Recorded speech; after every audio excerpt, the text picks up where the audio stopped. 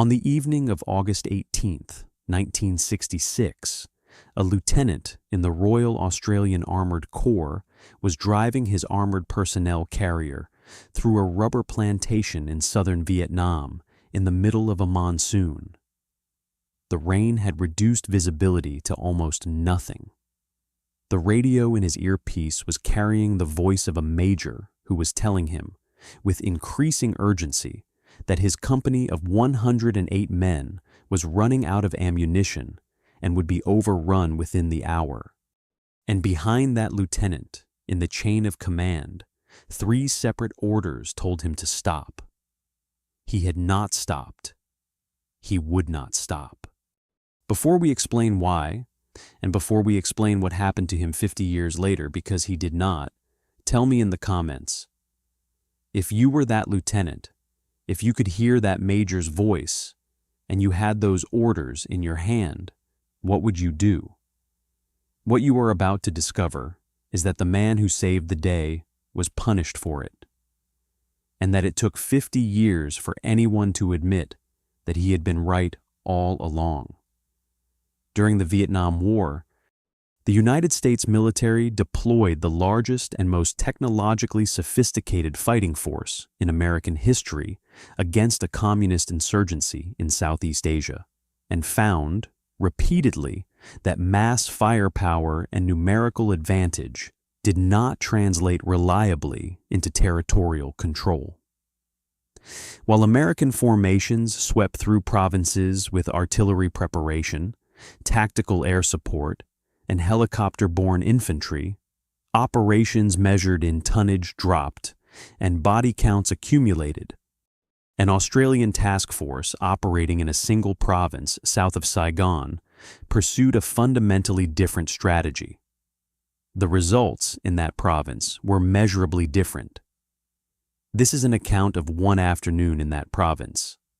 The men of D Company, 6th Battalion, a rubber plantation, a monsoon, and a decision made by one man that the chain of command would spend 50 years trying to explain away. To understand what happened at Long Tan on August 18th, 1966, it is necessary to understand why Australian soldiers were in Vietnam at all, and why the way they fought the war differed so markedly from the way the Americans fought it beside them.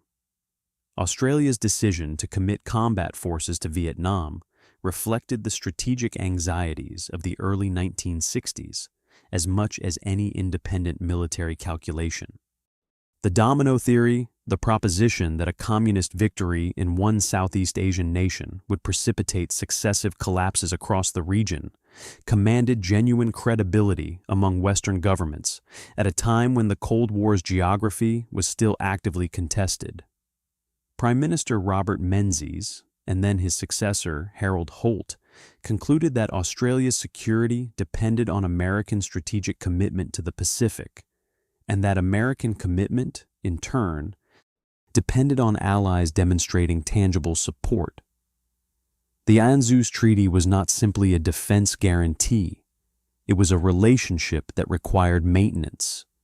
The first Australian contribution, from August 1962, was the Australian Army Training Team Vietnam, 30 advisors hand-picked and mostly veterans of the Malayan emergency, who brought genuine counterinsurgency expertise to an American effort that, by the frank admission of United States Secretary of State Dean Rusk, began from a position of profound ignorance. Rusk acknowledged at the ANZUS Council meeting in Canberra in May of 1962 that the United States Armed Forces knew little about jungle warfare. The training team knew a great deal about it.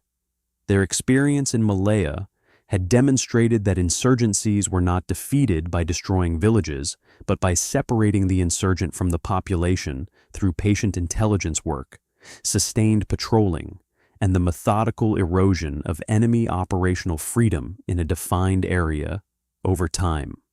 That approach, developed under operational conditions, was the doctrinal inheritance the Australians brought to Vietnam. The American approach reflected different institutional assumptions. General William Westmoreland's Military Assistance Command Vietnam pursued a strategy of attrition. The systematic destruction of North Vietnamese and Viet Cong forces at a rate exceeding their ability to replace them. This required operations measured in scale, search and destroy sweeps across large areas of terrain, massed firepower to exploit contacts, body counts as the primary metric of progress. The logic was coherent within its own terms. Its failure to produce decisive results was kitschkatiris. By 1966, becoming apparent to everyone except those invested in the metrics. The two approaches operated from fundamentally different premises about what a war in this terrain, against this enemy, actually required. Westmoreland's measures of effectiveness focused on attrition, how many enemy personnel had been killed or weapons captured. The Australian approach, by contrast, pursued area control based on the assumption that an insurgency could not survive without local support, and that local support could be denied by sustained, patient presence rather than episodic, overwhelming force. Neither approach was without merit in the abstract. Together, in the same theater, they created a persistent friction that would, on August 18th, contribute to an extraordinary sequence of events in a rubber plantation outside Nui Dat. When the first Australian task force deployed to Phuoc Tuy province between April and June of 1966, the deliberate choice of that province was itself a signal. Phuoc Tuy was remote enough from American operations to give the Australians genuine operational autonomy, the freedom to pursue their own methods without constant pressure to conform to American search and destroy doctrine. Brigadier Oliver David Jackson, who commanded the task force, understood this clearly. Born in London in 1919, Jackson had graduated from the Royal Military College Doctrines in 1939 and served throughout the Second World War in the Middle East and New Guinea, before completing the British Army Staff College at Camberley and serving as a military attaché in Washington from 1963 to 1965. His appointment reflected an institutional confidence that Australian methods, tested in Malaya, could be systematically applied to Phuoc Tuy. The task force would patrol. It would establish presence. It would over time make the province untenable for the main force units of the Viet Cong. General Westmoreland, however, had expressed his own views on Australian operational tempo to Major General Tim Vincent, the senior Australian officer in Vietnam, on more than one occasion. The Australians were not aggressive enough. They were not generating the body counts that demonstrated offensive intent. They were, in Westmoreland's assessment, insufficiently violent compared to what American doctrine required. It was a criticism that bore its own irony, though that irony would not fully reveal itself until the evening of August 18th. The province the first Australian task force inherited was not uncontested ground. Located southeast of Saigon, Phuoc Tuy covered approximately 1,000 square miles of rubber plantations, rice paddies, coastal lowlands, and the jungle-covered ridges of the Mae Tao Mountains in the north. The town of Vung Tau, on a peninsula to the southeast, served as the main Australian rest and logistics base. Between these points, across the red laterite earth of the plantation country, the Viet Cong had operated with effective freedom for years before the Australians arrived. The landscape around Nui Dat, the low hill 5 kilometers inland from the rubber that the task force selected as its main base, was dominated by plantation country. The Long Tan rubber estate, approximately 1.5 kilometers from north to south and somewhat less from east to west, stretched across the ground to the base's east in the orderly geometry characteristic of commercial rubber cultivation. evenly spaced trees in parallel rows, the canopy overhead creating something resembling a cathedral nave. The forest floor swept clean by falling leaves and filtered light. In good conditions, visibility between the rows extended to 50 or 100 meters. In the full monsoon downpour that would characterize the afternoon of August 18th, it dropped to 10 or 20. The Suoi Da Bang stream ran along the plantation's eastern edge and across the approach routes from the base, normally a fordable obstacle, but subject to rapid flooding in the monsoonal season from roughly May through October, when rainfall could raise the water level by a meter within hours.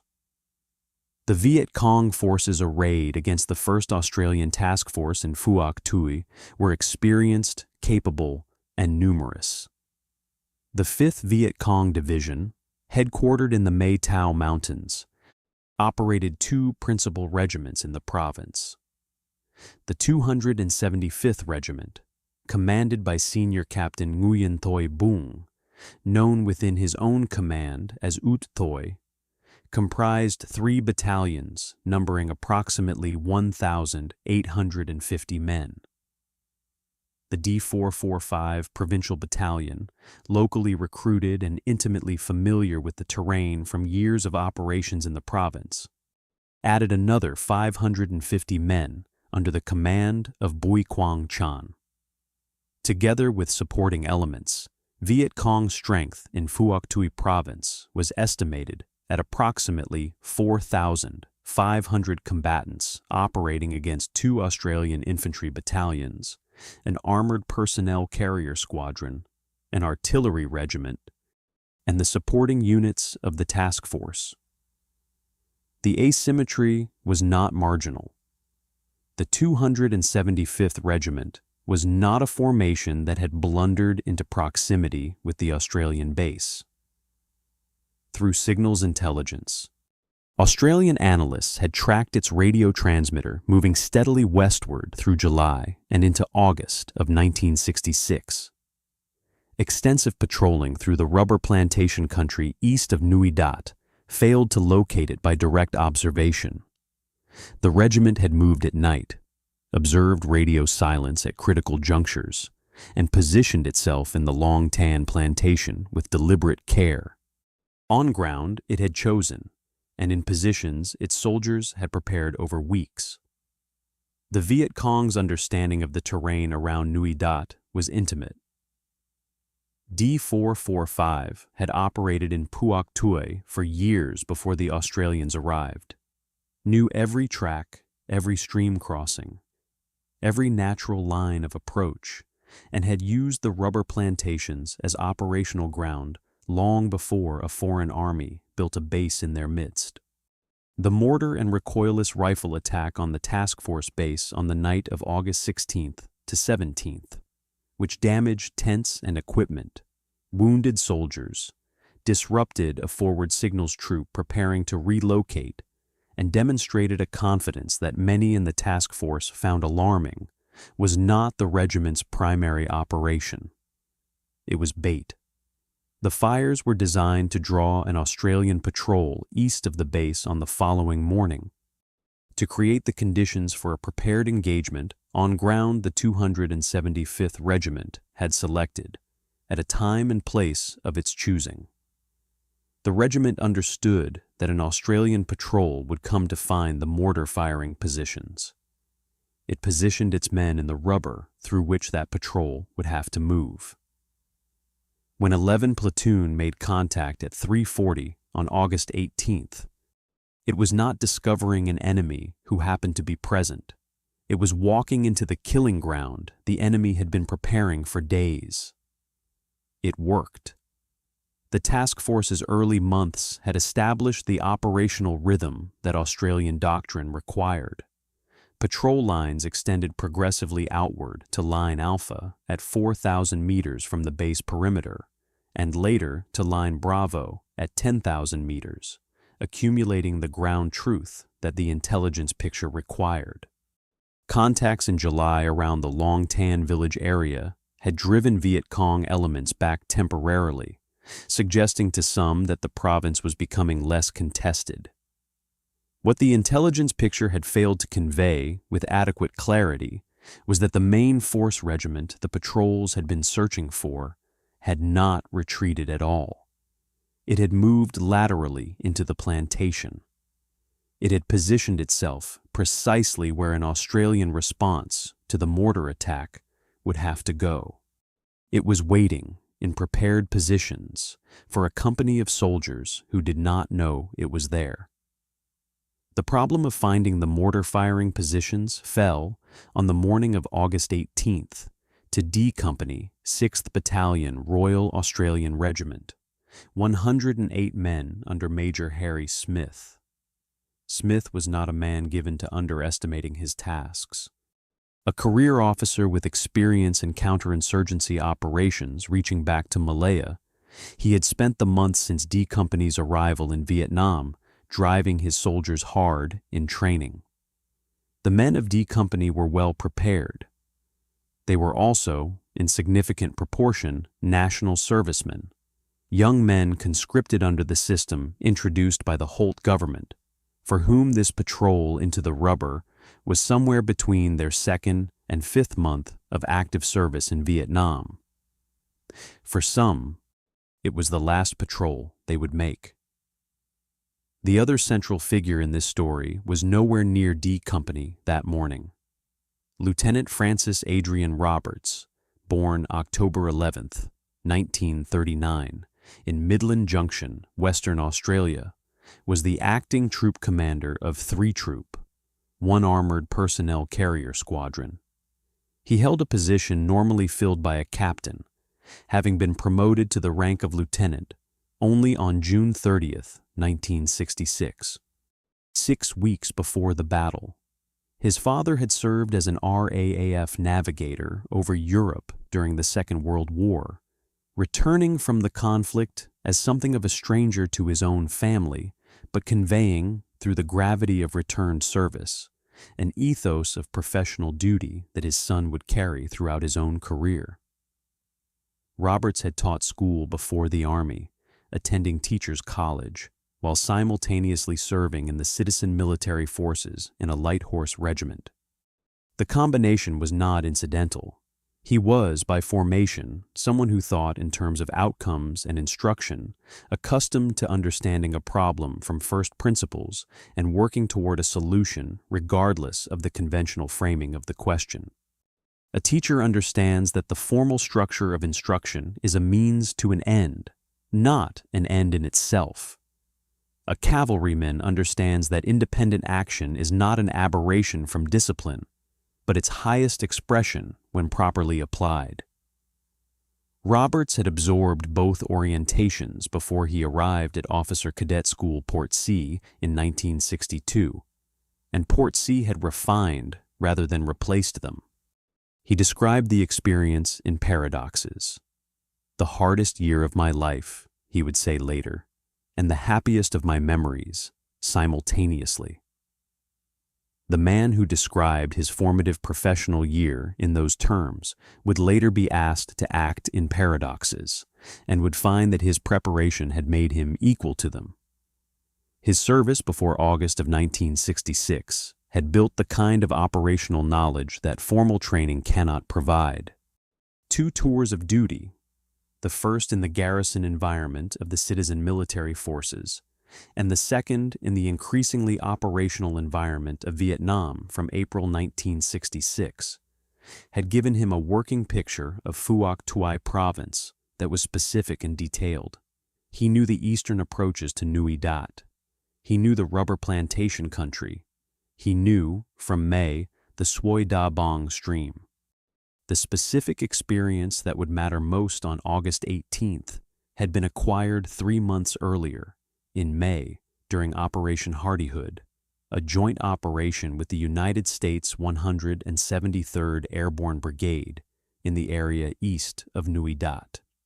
Roberts had moved his vehicles across the Suoi Da Bang stream during that operation, in normal water conditions, navigating along a bullock track that followed the stream's bank to a crossing point near a small dam.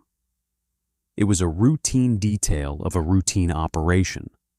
He filed it as a piece of operational ground truth, the kind of specific terrain knowledge that the Australian method of sustained, patient patrolling was designed to accumulate. He had no particular reason to think it would ever be operationally decisive. Roberts would return to Vietnam in 1971 as a member of the Australian Army training team, serving a second tour as an advisor to South Vietnamese forces. His commitment to the mission did not end with what the system subsequently did to him. That fact is inseparable from his character, and his character is inseparable from the events of August 18th. The third figure at the center of August 18th was Sergeant Bob Buick, the senior non-commissioned officer of 11 Platoon, D Company. Buick's role on that day was not one he had been assigned. It was one circumstance imposed on him within the first 20 minutes of the engagement, when the designated officer commanding 11 Platoon was killed and the task of command fell, as it sometimes must, to the most experienced man still standing. That Buick held his platoon together through 2.5 hours of the most sustained, concentrated fire of the Australian Vietnam campaign. That 11 Platoon did not disintegrate, did not rout, did not fail in its fundamental cohesion under conditions that would have broken a less prepared force. That was the bedrock on which everything else that afternoon was built. His commander, Major Harry Smith, later said of Roberts that he got his APC force to the battlefield in 1 hour and 20 minutes, despite interference from the commanding officer, the A Company commander, and the enemy. What Smith did not say, but what the record equally demonstrates, is that when Roberts's vehicles arrived, there was a coherent D Company position to arrive at. That was Buick's contribution. Roberts's squadron commander, Major Haggerty, later characterized Roberts in terms that the Australian Army rarely employs for its junior officers, but recognizes when it encounters: very intense, conscientious, possessed of judgments that were consistently good, and regarded with genuine confidence by the troops under him. These qualities were not decorative. On August 18th, they were operational requirements. On the morning of that day, D Company filed out through the wire at Nui Dat and moved east. The broader base had been, during the afternoon that preceded the battle, briefly a different kind of place. The entertainers Little Patty, Patricia Amphlett, 19 years old and already a recording star in Australia, and Colonel Joye had been flown in by helicopter for a concert at the task force base. These morale visits were not incidental to the management of a deployed force. They were part of the deliberate maintenance of human connection between soldiers and the country they had come from, a recognition that armies are made of people who understand what they are protecting, partly because they are occasionally reminded of it. Second Lieutenant Ian Savage, whose armored personnel carrier was available for general duties that morning, had been assigned to collect the entertainers from the helipad. He drove out along the base tracks in the afternoon heat, collected Little Patty and Colonel Joy at the helipad, and drove back. The same vehicle, the same driver, the same red laterite dust of Nui Dat. The concert began at approximately 2 o'clock in the afternoon.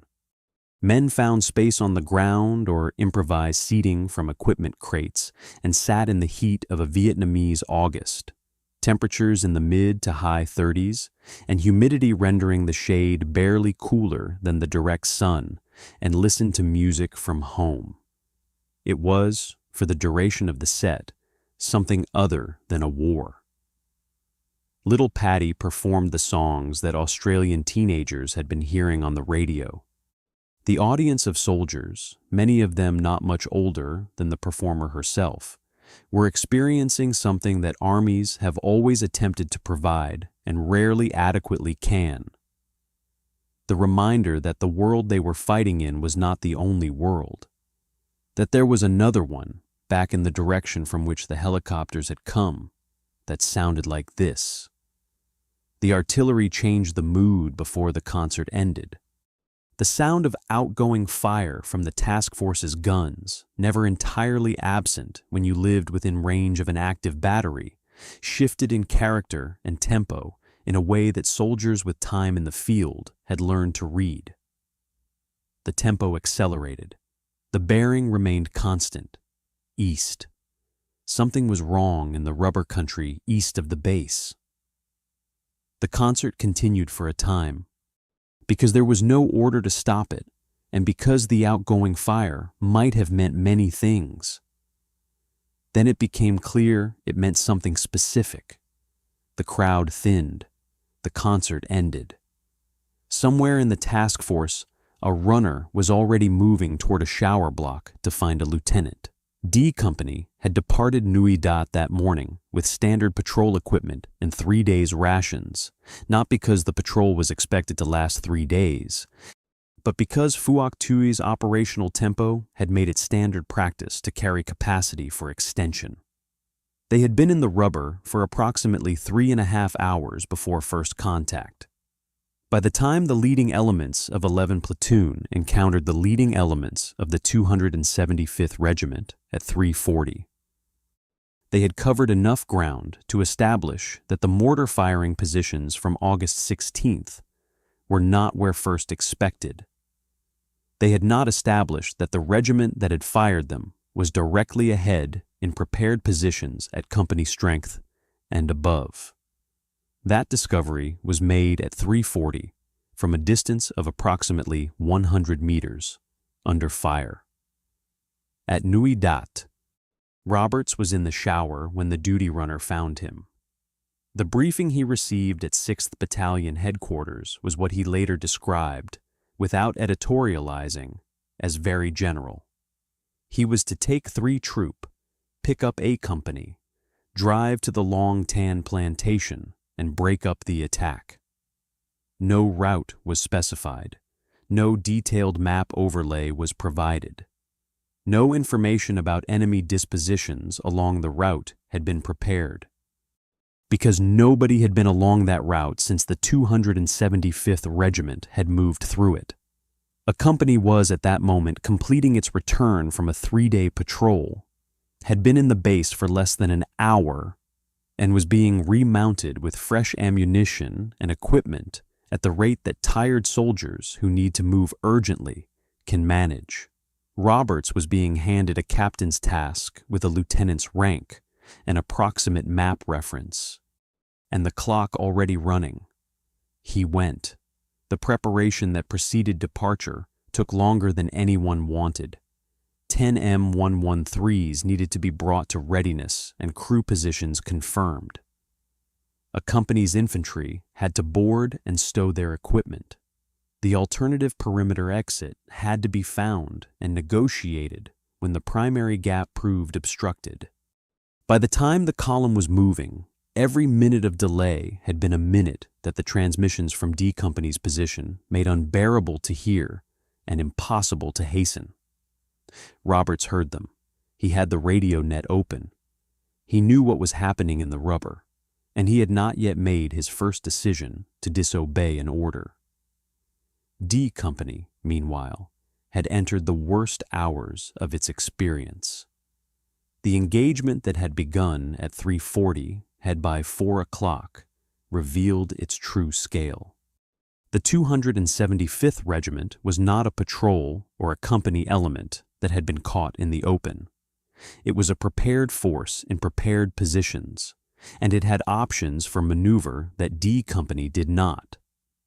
As 11 Platoon pressed the initial contact, the regiment began to deploy, moving elements around the flanks, bringing additional weight of fire from multiple directions simultaneously, creating the conditions of encirclement that are the objective of every prepared ambush. Sharp recognized the nature of what he was facing within minutes. His calls for artillery support were passed through Stanley, who had positioned himself alongside Smith at company headquarters for precisely this purpose. The first fire missions began at 4:22, with all 6 pack howitzers of the Royal New Zealand Artillery's 161st Battery, supplemented within minutes by 2 further Australian batteries and 6 American 155mm howitzers from United States. A battery, 2nd Battalion, 35th Artillery. 24 guns in total, which would expend an estimated 2,639 rounds before the afternoon was over. The artillery that Stanley was directing was performing a function that went beyond its doctrinal description as fire support. It was D Company's perimeter. The rounds were falling within meters of the Australian positions, so close that the soldiers could hear the trajectory of the shells over their own heads and the detonation in the rubber ahead of them without moving from their positions. Stanley continued to adjust fire onto targets that the enemy's own movements brought to within 100 meters of D Company's consolidated position, and then closer. The effect was a sustained arc of fire enclosing the Australian position at a radius that the enemy could not safely cross in strength, and it was what kept D Company alive through 2.5 hours of regimental-level attack. Sharp was killed in the early phase of the engagement. He had been in Vietnam for less than 3 months. Buick assumed command of 11 Platoon, the platoon in the most direct and continuous contact with the regiment's main body. What assumption of command means, in practical terms, in the middle of an engagement of this intensity, is not administration or planning. It means keeping men on their weapons and on their ground, making tactical decisions in real time under fire with imperfect information, maintaining communications upward to company headquarters while simultaneously directing the platoon's fire and persuading by example and instruction, both simultaneously, soldiers who were watching their comrades die, that holding their position was preferable to any available alternative. Buick did this for the next 2 hours. The platoon's casualties were severe. Its cohesion was not. 12 Platoon under 2nd Lieutenant Dave Sabin attempted at approximately 5:15 to relieve the pressure on 11 Platoon by pushing forward and engaging the enemy from a flanking position. They fought off a separate attack on their own right flank in the process, advanced another 100 meters, and reached the limit of what movement was possible against the weight of fire they encountered. They held that line.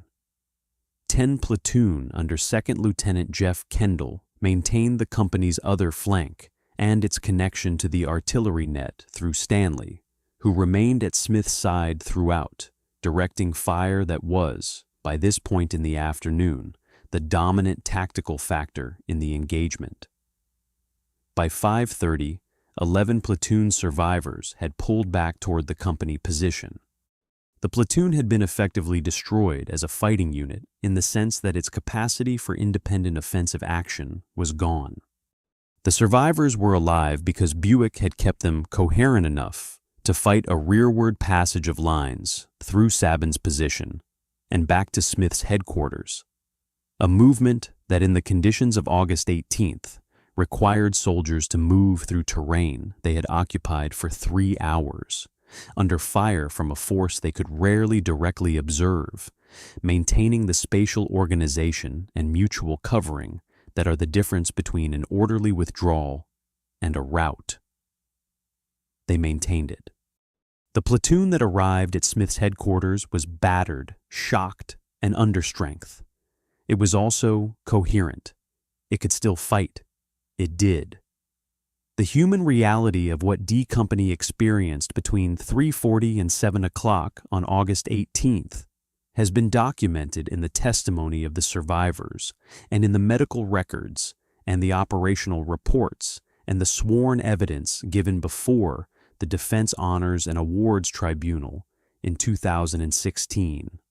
Soldiers fought for 2.5 hours in monsoon rain, in heat, under relentless fire from multiple directions, with the knowledge that they were surrounded and that the artillery was the only reason the surrounding force had not already overrun their position. They ran out of ammunition, and they fought with what was dropped from helicopters flown by 2 men who flew into conditions officially below minimum safe limits. They watched their comrades die, and they remained in their positions. They were, on the afternoon of August 18th, 1966, doing what soldiers are trained and paid and asked to do, and they were doing it as well as it has been done. The ammunition crisis was not a metaphor.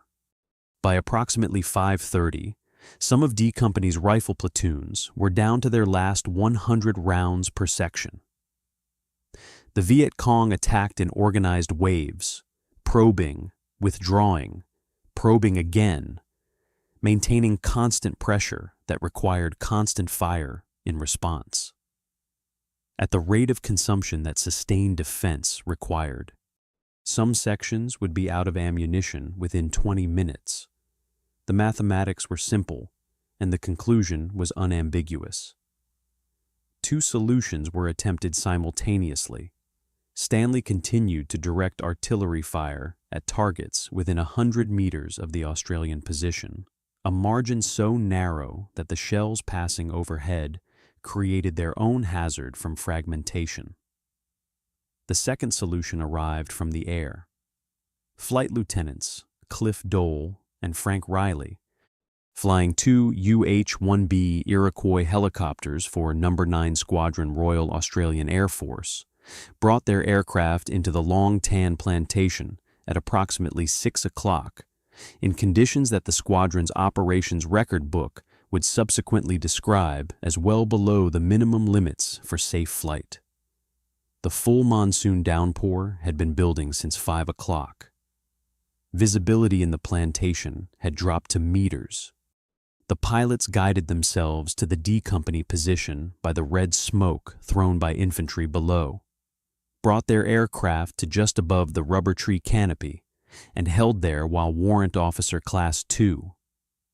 George Chin and the aircraft crews pushed wooden crates of ammunition wrapped in blankets against the impact of the fall, out through the cargo doors and down through the rubber trees into the position.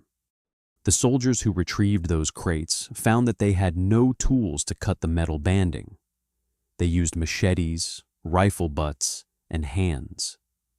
Machine gun belts came preloaded and were immediately usable. Rifle rounds came in bandoliers that required individual loading into magazines, which soldiers did under fire, with the enemy attacking at intervals that were not accommodating about the timing. The resupply renewed D Company's ability to resist. It did not resolve the situation. The 275th Regiment was still there, still in strength, and the afternoon was not over. At approximately 6:20, Smith transmitted to Townsend that the enemy appeared to be reorganizing for a final attack in force. 2 of his 3 platoons were approximately 75% effective. 1 had been almost completely destroyed. Then, with the professional economy of a man who understood that some situations could be stated in a single sentence, if the APCs aren't here soon, don't bother. Roberts was not there yet, but he was not stopping. And it is now necessary to explain, in some detail, what not stopping had required of him. Rewind to 5:45. Roberts's troop cleared the base perimeter after some delay negotiating an alternative gap through the wire because the designated exit route was obstructed, and turned east. His force, at that moment, consisted of 10 M113 armored personnel carriers carrying A Company under Captain Charles Mollison. 3 of his vehicles lacked the gun shields normally fitted to the .50 caliber machine gun positions the shields having been borrowed by 2 troop for an unrelated operation, a deficiency that meant 3 machine gun crews were exposed above the waist to any fire coming from the front. All radio sets were of an older type, incapable of simultaneous communication on 3 separate nets. He could not speak at the same time to the base, to the infantry in his vehicles, and to D Company. He had a map reference and a general axis of advance. He had never led armored personnel carriers into sustained contact with a force of this size. At approximately 5:55, as the troop was completing its exit from the base perimeter, Roberts received his first order to halt.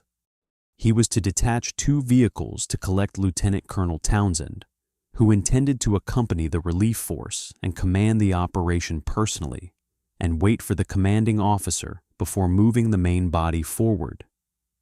Roberts detached the 2 vehicles as instructed. He did not wait.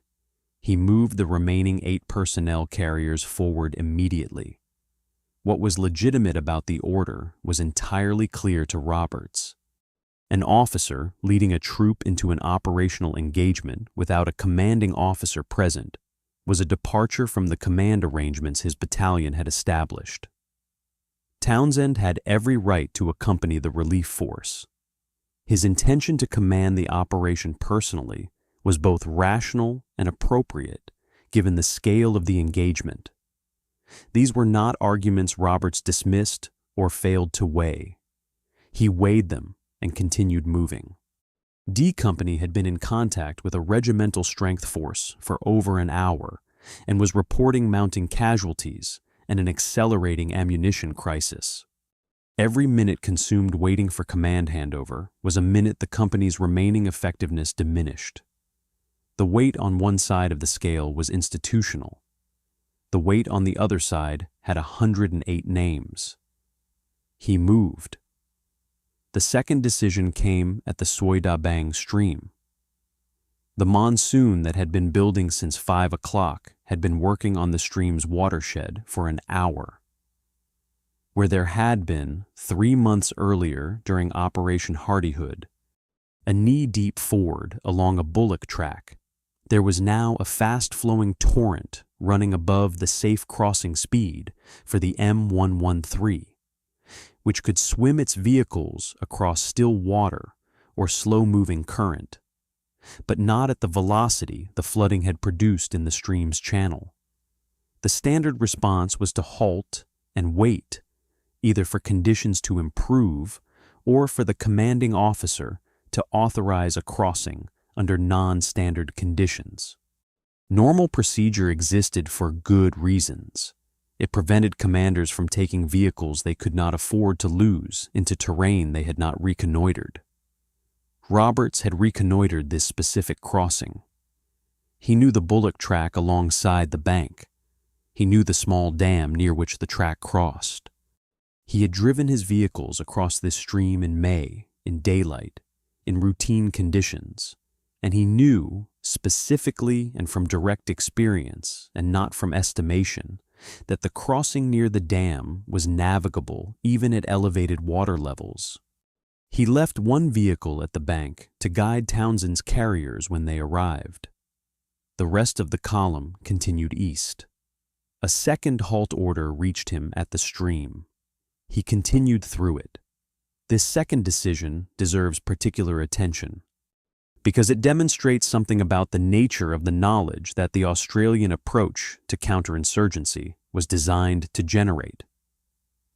Every other APC troop commander in Phuoc Tuy province would have stopped at that crossing, not from timidity or excess of caution, but from the simple absence of specific operational ground truth. The stream was flooded, standard procedure existed, and without direct knowledge of an alternative route, no responsible commander drove 10 armored vehicles into an unknown flood crossing at night in a monsoon. Roberts had the knowledge. He had acquired it 3 months earlier in unremarkable circumstances as an incidental detail of a joint operation with American airborne troops, filed as one small piece in a growing operational picture of the province's terrain. Now, in the specific conditions of August 18th, at approximately 6 o'clock in the evening, it was the decisive piece. The patient, sustained accumulation of ground truth that Australian doctrine valued above body counts and sweep operations had produced its return. One lieutenant who knew where to cross a flooded stream. At 6:22, with Smith's transmission already in the air, Roberts received his third halt order. He was approximately 3 minutes from the plantation. He continued. He would say later that despite being ordered to halt, he could see the problem D Company was in. He pushed on. There is a doctrinal observation that the context of 1966 makes unavoidable. General Westmoreland had pressed the Australian task force repeatedly to be more aggressive, to generate offensive action, to demonstrate the bold independent operations that American doctrine valued. On the evening of August 18th, the most aggressive Australian officer in Phuoc Tuy province was a 26-year-old lieutenant driving into a rubber plantation against 3 orders toward a regimental-sized enemy force, guided by the voice of a major who had told him not to bother if he could not get there quickly. He was doing, in the specific circumstances of his tactical situation, what Westmoreland had demanded of the task force as a whole, not from political calculation, but because 108 men needed him to arrive before it was too late. What happened next, in the rubber, occupied approximately 30 minutes and involved 2 major engagements. Corporal Gross saw them first. Approximately 100 soldiers from the D445 battalion, the flanking force moving east to west around D Company's southern edge to cut off any retreat or reinforcement, were moving along a track through the plantation with their weapons over their shoulders. The monsoon had masked the sound of Roberts' approaching vehicles entirely. They had not heard him coming. Roberts, unable to confirm whether the figures were D Company soldiers in an unexpected position, ordered his crews to hold fire. A moment of suspended recognition stretched across the wet rubber, both forces perceiving each other simultaneously, neither certain, the rain a gray curtain across everything. Then a Viet Cong soldier fired. The 50 caliber machine guns opened. At least 40 of the flanking force were killed in the initial contact, and the remainder broke. Roberts pressed forward through the position without halting. During the first contact, Corporal Peter Clements, manning the 50 caliber position on one of the vehicles without a gun shield and exposed above the waist to any fire coming from ahead, was hit in the chest. Roberts ordered Sergeant Noel Lowes to cross to Clements's vehicle. Lowes ran through fire that included rounds from A Company soldiers who had briefly mistaken him for an enemy. He reached Clements. The wound was, in the assessment available at that moment and subsequently confirmed, unsurvivable. Roberts ordered Clements's vehicle to return to Nui Dat. Mollison objected strenuously. The departing vehicle carried a platoon headquarters, reducing the force at the critical moment. Roberts acknowledged this. He sent the vehicle back.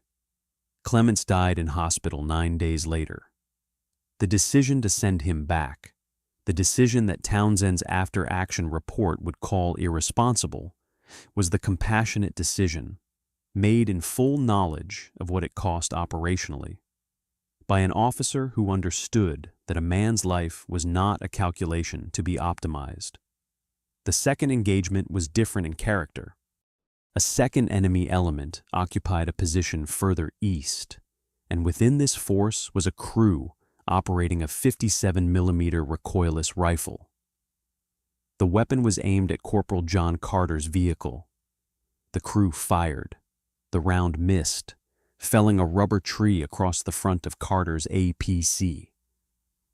Carter saw the crew beginning to reload.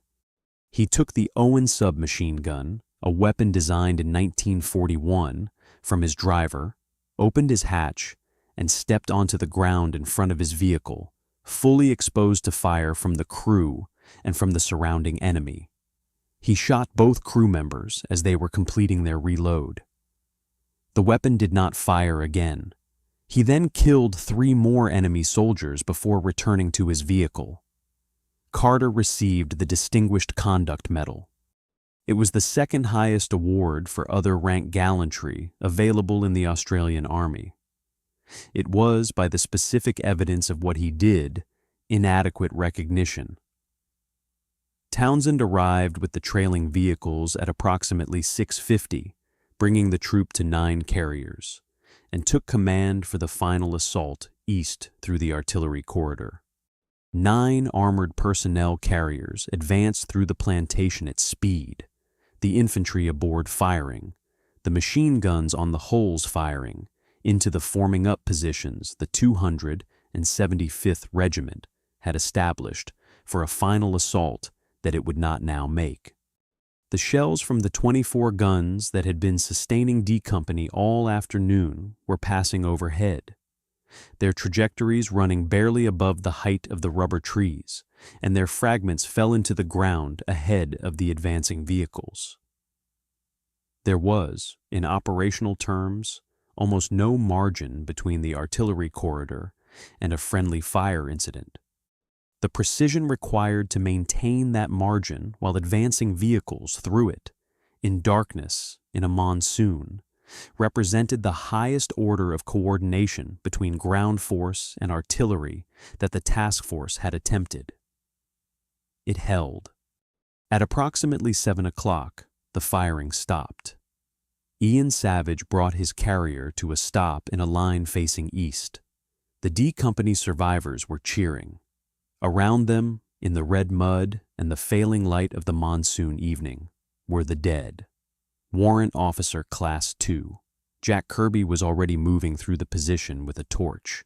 Soldiers pleaded with him to turn it off. He ignored them. Moving from position to position, with the methodical composure of a man who had decided that the work needed doing, and that the enemy was no longer the most pressing concern.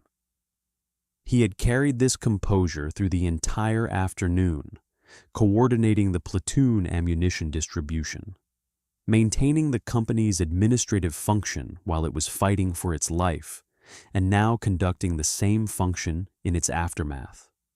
His behavior through August 18th, from first contact to last vehicle, was the kind of sustained professional performance that wars depend on and rarely adequately recognize. Roberts used an armored soldier's knowledge to mark the helicopter landing zone.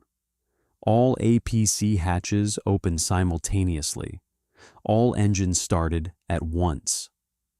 If the enemy was still listening in the rubber, it could not count the vehicles from the sound. Townsend ordered a withdrawal 750 meters west to a position where helicopters could land safely in the darkness. The dead were loaded into the personnel carriers. The wounded were extracted by the U.S. Army dust-off helicopters and No. 9 Squadron RAAF Iroquois that Roberts's engine trick had guided to the position. D Company's survivors climbed aboard the remaining APCs, and the column withdrew along the track it had fought along, past the positions where the D445 flanking force had been broken, back through the flooded stream crossing that Roberts had navigated against 3 orders, toward the lights of Nui Dat. The plantation was silent behind them. The rain continued. Savage's vehicle carried 6 or 7 of D Company's dead back toward Nui Dat that night. The monsoon had pooled several inches of water in the cargo bay, stained red. He and his driver sat in it until morning. He would later recall that when Kirby directed soldiers to remove the dead from the vehicle the following morning, no one wanted to touch them. He reported this not as criticism of the soldiers, but as an observation about the weight of what had been asked of all of them by that point. The same vehicle had collected 2 entertainers from a helipad 7 hours earlier. The same driver, the same red tracks of Nui Dat. On the morning of August 19th, the APCs went back in. They found 11 platoons last position in the rubber. The men who had made first contact the previous afternoon, who had fought under Sharp and then under Buick through 2.5 hours of concentrated fire with no hope of rescue visible and the enemy attacking in waves from 3 sides, were still there, most of them in the positions where they had died. The platoon had held its ground so completely, had been so fixed in its determination to hold what it held, that many of its dead lay in their firing positions exactly as they had fired from them, in the particular stillness of men who had been doing their job when they were killed, and who looked, in the early morning light of August 19th, as though they were sleeping. Some had been shot where they lay, entry wounds in positions consistent with a man firing from cover, not retreating. The platoon radio operator was sitting upright in his harness. He had been shot through the chest. The radio was still switched on. It hissed static through the rubber trees, the sound of a channel waiting for a transmission that would not come in the silence of the morning after a battle. Ian Savage, who was present for the return, would later recall that there was a really eerie feeling and that everyone went really quiet. No one gave an order for this. It was simply what happened when soldiers encountered what they encountered. The clearance operation continued for 3 days. The official count of Viet Cong dead reached 245, confirmed by direct count and supplemented by blood trails and drag marks indicating that the force had removed further dead overnight. Vietnamese records dispute this figure. Post-war analysis suggests the true total may be somewhat lower, with some counting duplications possible. The precise number remains contested. The 275th Regiment, by any accounting, had suffered losses from which it would not recover its operational effectiveness for many months. 17 Australians were killed in the Long Tan engagement. 24 were wounded. Clements died 9 days later, bringing the final death toll to 18. All 18 were from D Company or attached to it. The Viet Cong's own assessment of August 18th was not, in its terms, a simple concession. Senior Captain Nguyen Thoi Bung's regiment had demonstrated the capacity to engage a major Australian base directly and inflict genuine casualties.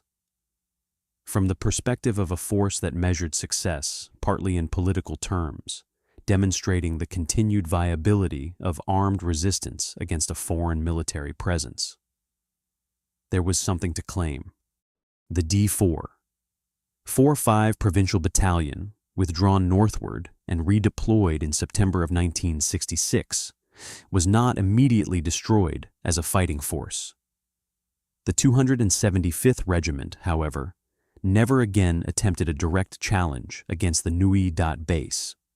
Whatever the Viet Cong chose to call August 18th in its own reporting, the operational consequence was the establishment of Australian dominance over Phuoc Tuy province that would persist, in relative terms, for the remainder of the task force's deployment.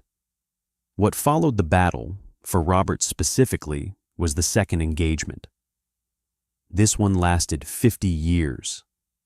The initial awards announced in December of 1966 included a Military Cross for Smith, Distinguished Conduct Medals for several soldiers, military medals for others, and 6 mentions in dispatches. Roberts received a mention in dispatches, the lowest formal recognition available to an officer under the Australian honours system. Haggerty, the squadron commander who submitted the nomination, would subsequently acknowledge that the recommendation had not been based on a full understanding of Roberts's actions. It had been benchmarked against the general level of awards being made for the engagement and calibrated to match the overall scale of recognition rather than assessed on its own merits. The nominations had been written 4 days after the battle by officers who were still conducting clearance operations in a plantation full of Viet Cong dead and had imperfect information about what any individual had specifically done. The system produced, from incomplete information and inadequate process, an incomplete result. In 1968, D Company received the United States Presidential Unit Citation, the highest award available to a military unit under the American honor system. The Americans had assessed what happened in the rubber plantation and arrived at a clear conclusion about its significance. It would take Australian institutions another 48 years to arrive at the same conclusion about the officer who had made the relief possible. Smith spent those years in sustained advocacy. In 1996, 30 years after the battle, the original award nomination files were declassified. Smith obtained them. He found that the recommendation for a military cross for Roberts, which Smith had submitted to Townsend through the chain of command, was absent from the official file. More than absent, it had no explanation. The paper trail that should have connected the action to the recognition simply ended. Smith began writing letters, submitting formal requests for review, giving evidence to inquiry panels, and maintaining the kind of unrelenting institutional pressure that requires a particular quality of determination from a man who, by that point, was well past the age when such campaigns feel like a natural use of the time remaining to him. His advocacy was not merely on Roberts' behalf. The entire Long Tan Awards question had been improperly handled from the beginning, and Smith understood the documentary record well enough by the mid-1990s to be specific about the ways it had failed. Recommendations had been written by officers with incomplete information in the immediate aftermath of an operation, benchmarked against each other rather than assessed on independent merits. The chain of command through which those recommendations had passed had somewhere between D Company's position in the rubber and the Honor Secretariat in Canberra produced results that reflected neither the quality of the evidence available nor the nature of the actions performed. Smith wrote to Prime Minister Kevin Rudd in 2009, arguing specifically for a medal for gallantry for Roberts. He later gave evidence to the Chief of Army's review in 2014, a review that in November of that year rejected the submission. He lodged an application with the Defense Honors and Awards Tribunal in April of 2015. He did not consider any of this remarkable. It was simply what needed doing, and he was the person who knew enough to do it. 4 separate reviews were conducted between 2004 and 2016. Smith's own military cross was upgraded to a Star of Gallantry in 2008. Roberts remained at mention in dispatches. After the Chief of Army's review in 2014, which appeared to Roberts to have arrived at its conclusions before the evidence was fully examined, he observed with characteristic economy, it was a non-event. He had wondered what the hell he was there for. They hadn't asked him any questions. The Defense Honors and Awards Tribunal convened formal hearings in March of 2016. It heard evidence from Roberts, Smith, Haggerty, Mollison, and others. Its findings were unambiguous. Roberts had performed acts of gallantry in action in hazardous circumstances. The mention in dispatches had not reflected what he had done.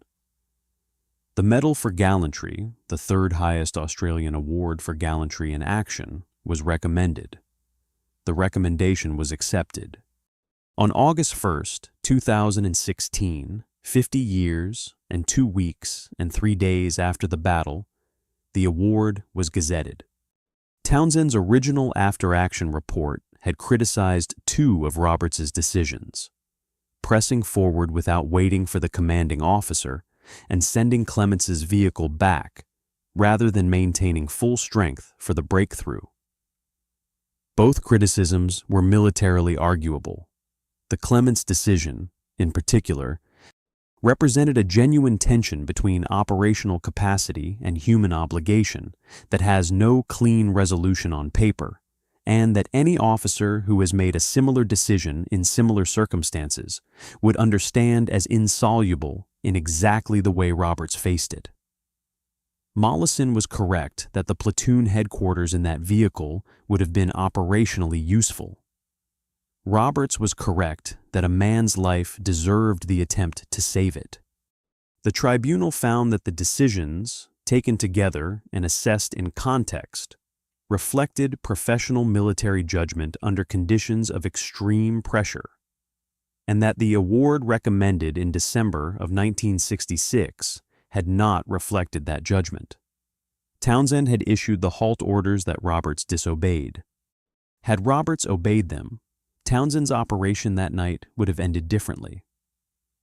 The officer whose report cost Roberts his proper recognition was the officer whose own command had depended, on the evening of August 18, 1966, on Roberts' willingness to disregard it. The long tan rubber plantation is still there.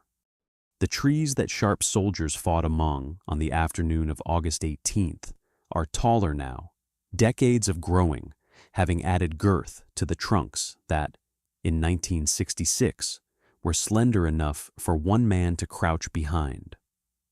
The rows are as orderly as they were when the plantation was a commercial rubber estate.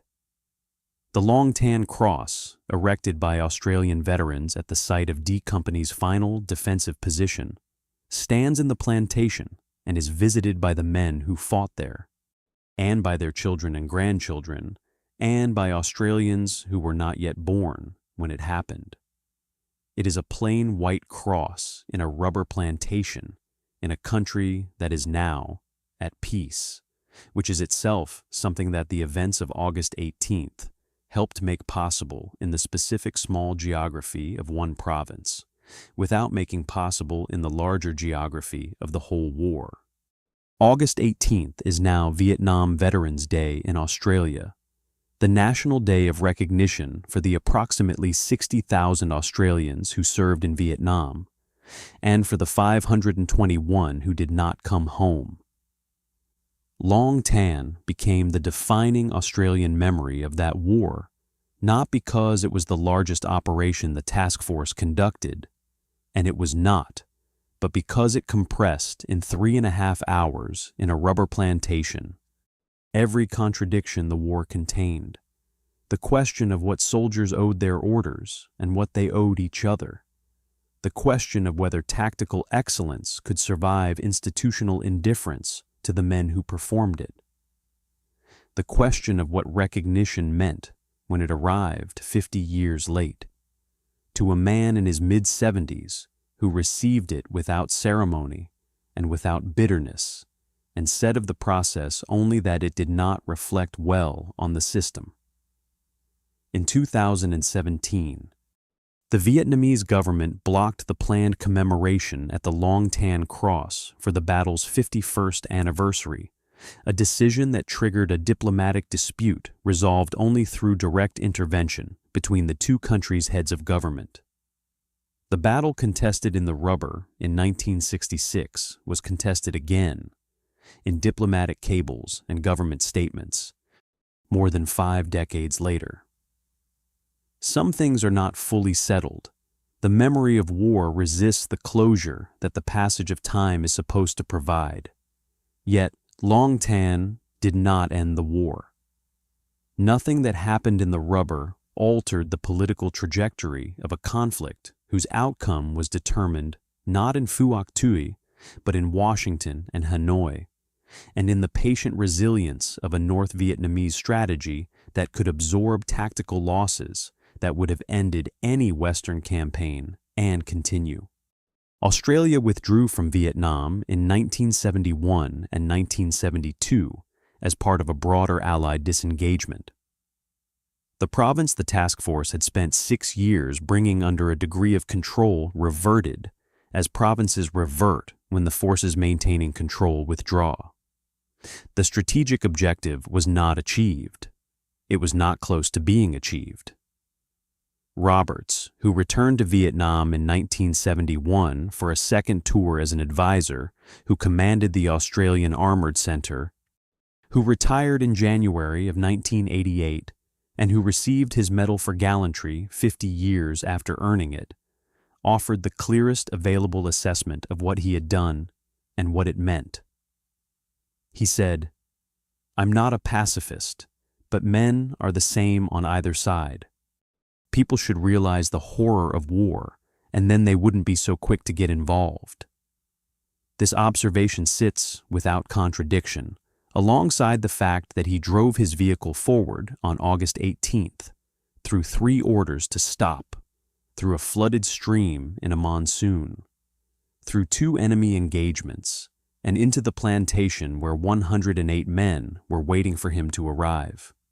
It sits alongside it because it was made by the same man about the same events, and because professional soldiers are often the last people to romanticize the thing they are trained to do. Roberts understood what he had participated in both directions. He understood the necessity and the horror simultaneously, and said so plainly, without requesting that anyone resolve the contradiction for him. The question Long Tan leaves behind has no general answer. When is an order wrong? When does the man closest to the situation have information that the man issuing the order does not? When does the discipline of the institution require suspension in service of the purpose the institution exists to fulfill? Roberts's answer was specific, made in specific circumstances, and vindicated by a specific outcome.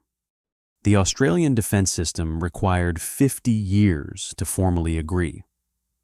That gap between the rightness of the action and the institution's willingness to acknowledge it is itself part of the story and may be the most important part. Tell me what you think about that in the comments. And if this kind of history matters to you, subscribe.